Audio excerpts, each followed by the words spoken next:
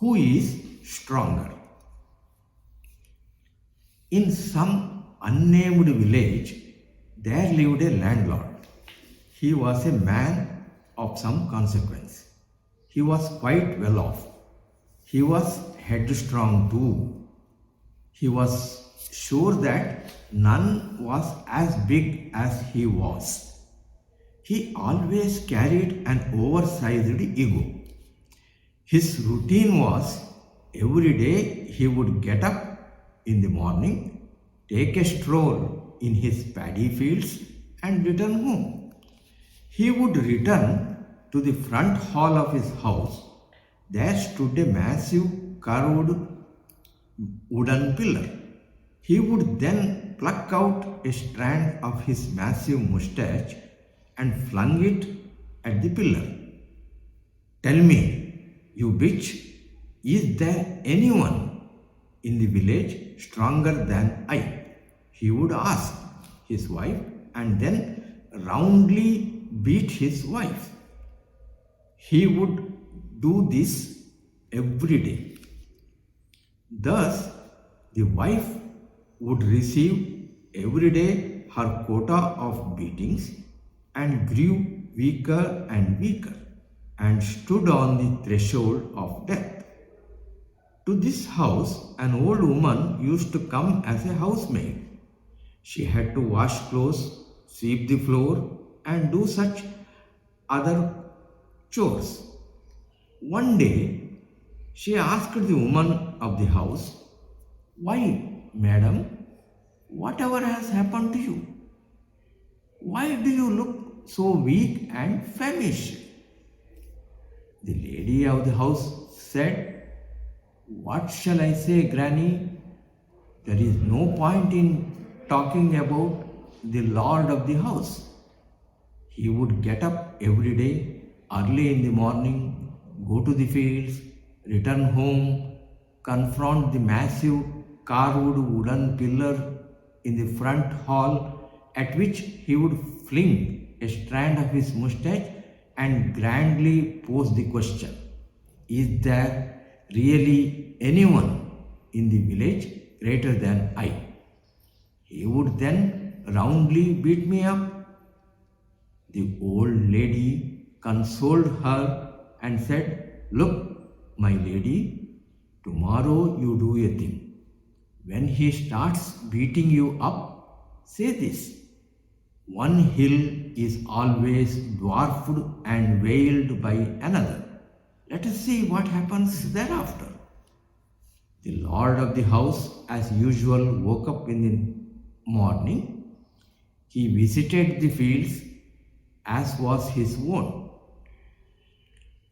returned home, stood in the front hall, plucked a strand of his moustache and flung it at the carved wooden pillar and said, "Tell me, bitch, is there anyone greater than I?"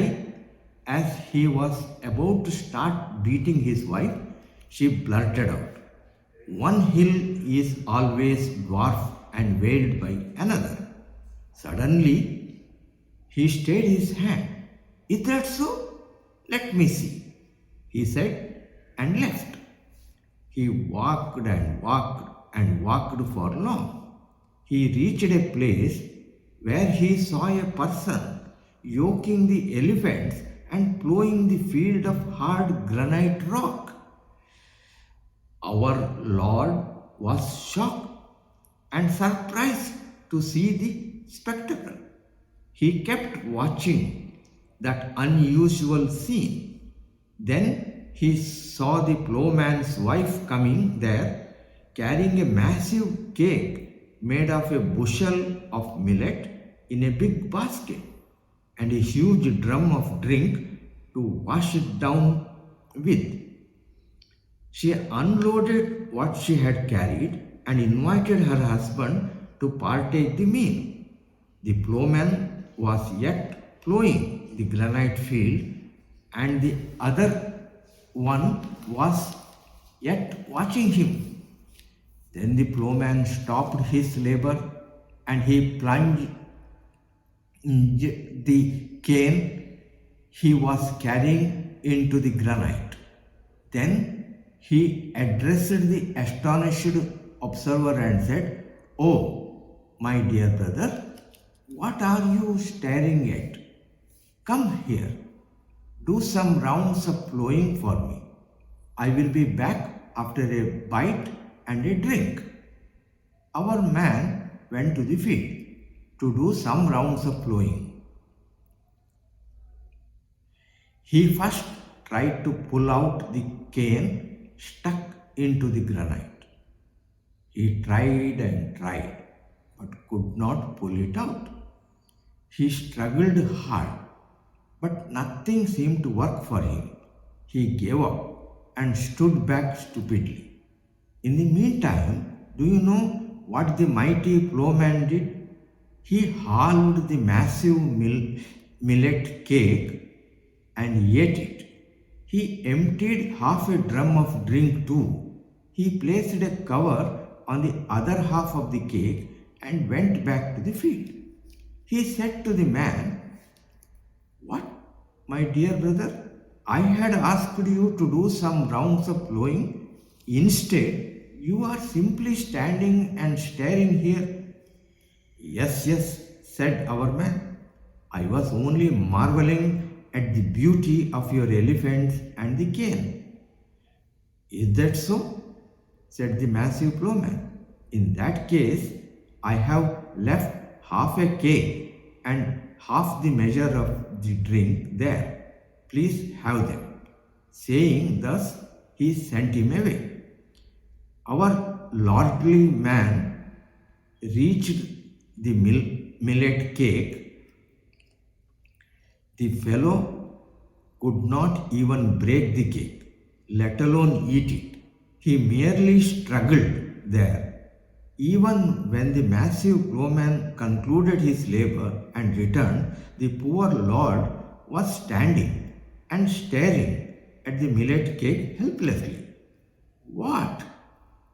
Haven't you eaten the cake?" asked the giant plowman.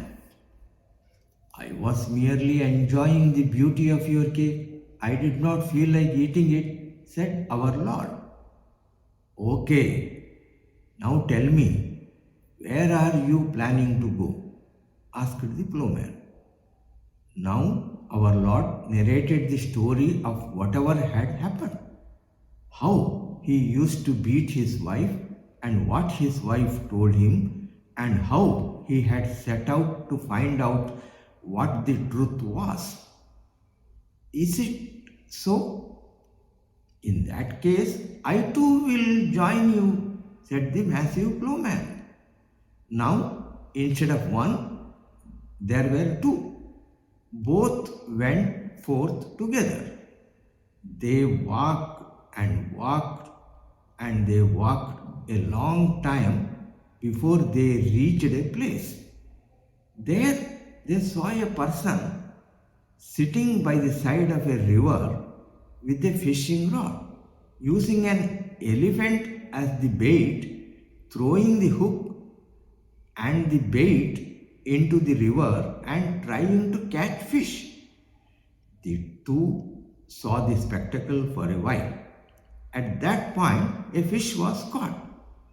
When the fish was pulled out to the river bank, from somewhere an eagle swooped down on it and carried it away. It flew away and flew for long before it reached a village, where it perched on a tree in front of the house of a woman. The tree, unable to bear the weight of the eagle and the fish, began to wilt and bend. As it was about to fall on the house, the woman came out, held the tree firmly and made it stand straight and firm. Now, tell us, you, the listeners of this tale, who is greater? No doubt, the one who yoked the elephants and plowed the field of hard granite is great.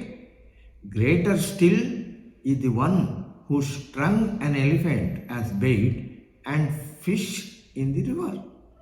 Over him are the fish that swallowed the elephant, the eagle that carried away the fish, and the combined weight of the eagle and the fish that bent the tree and about to break it, and the strongest of them all was the woman who held the falling tree and made it stand firm and erect. Seeing this, our Lord came straight back home. He told his wife, "Yes, my dear, what you said was true. I have now come to know that one hill is always dwarfed and veiled by another." Thereafter, our lordly Lord seemed to have discontinued his routine, a swaggering visit to his field, plucking a strand of his overgrown mustache, threatening the pillar in the front hall, and beating his wife. We learn that they are living happily together.